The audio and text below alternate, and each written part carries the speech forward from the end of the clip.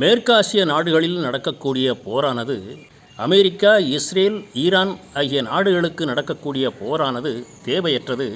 இந்த போரினால் எந்த நாட்டு மக்களுக்கும் ஒரு பிரயோஜனமும் இல்லை.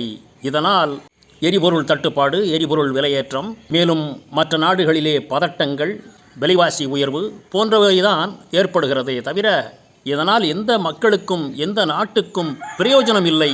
ஆகவே இந்த போரை உடனடியாக நிறுத்துங்கள் என்று சீன வெளியுறவுத்துறை அமைச்சர் வாங் யி தெரிவித்துள்ளார். மேலும் அவர் கூறுகையில், இது ஒரு தேவையற்ற சண்டை, எந்த காரணமுமின்றி ஈரான் அணுகுண்டு வைத்திருக்கிறது என்று சொல்லி தேவையற்ற ஒரு சண்டையை ஏற்படுத்தி இருக்கிறது அமெரிக்கா, இஸ்ரேல் நாடுகள். இந்த சண்டை உடனே முடிவுக்கு வர வேண்டும். இதனால் எந்த நாட்டு மக்களுக்கும் ஒரு பிரயோஜனமும் கிடையாது. இன்று உலக நாடுகளிலே எரிபொருள் தட்டுப்பாடும் அன்றாட அத்தியாவசிய பொருட்கள் விலைவாசி உயர்ந்திருப்பதையும் இதற்கு மூல காரணமாக இருப்பது இந்த போர் பதட்டம்தான்.